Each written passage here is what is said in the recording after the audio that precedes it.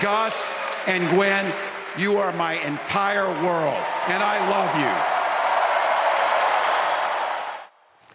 One of the best moments, most memorable and most emotional during the DNC, Gus Walz standing to cheer his dad, Tim Walz, the vice presidential nominee. And what you may or may not know about Gus is that he is neurodivergent. He has a nonverbal learning disorder. So joining us now is John with the Colorado Neurodiversity Chamber of Commerce to talk about it. So let's start with that, because I think a lot of people may not have heard the term neurodivergent until they saw Gus the other night at the convention.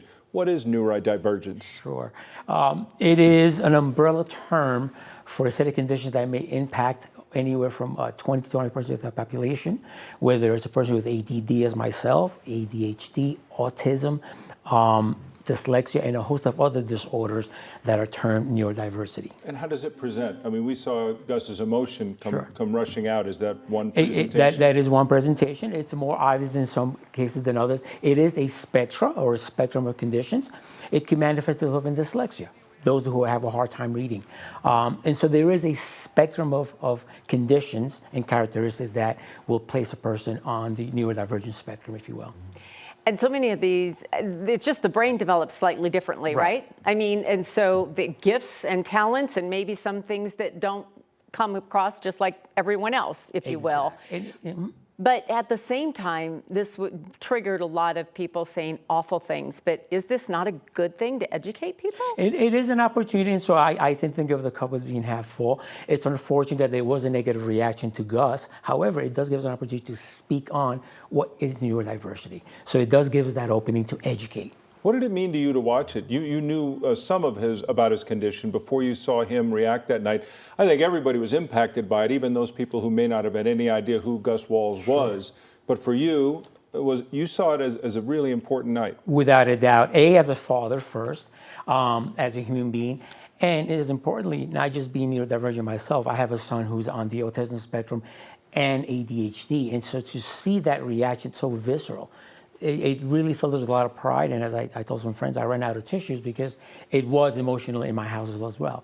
But I do see the opportunity to put a magnifying lens on this condition, and we all know someone in one way or another who is neurodivergent. What does that do, though, as far as, we're not talking about treating as much as maybe treating people to deal with it better from the outside in? And it's obviously advocating and educating. It is something that we do at the Colorado Neurodivergent Chamber of Commerce. We help businesses understand that within their workforce, there may be those who are quote-unquote neurodivergent. The bigger picture, though, is to educate the population at large, that we are there, we are your friends, spouses, co-workers.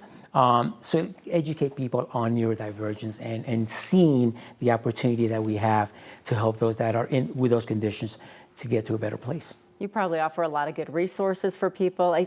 Any parent would be thrilled if their child reacted to them like that. Without a doubt, yes. But the statistic you said first, like 1 in 5. 1 in 5. One in five of us. And those statistics are now actually a few years old. They're in the process of being updated. It could be as high as 1 in 4.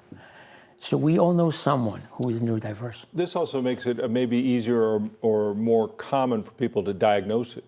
To see it and maybe begin to understand it. And that's been part of that. As we learn more and more about these conditions, we have better tools to identify.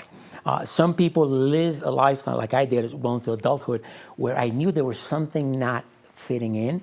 Once I asked for help and I went through the process of being diagnosed, I learned, okay. And so that's helped me in our family's journey with our youngest son.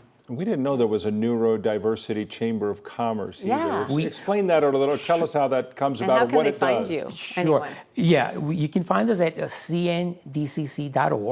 We are fairly new. We're only 2 years old. It is the first of its kind in the country. We help employers, small business owners, and the community at large to understand what neurodiversity is. We educate them with statistics. We have programming that helps employers to recognize we've got this pool of talent that's out there. They're already among us.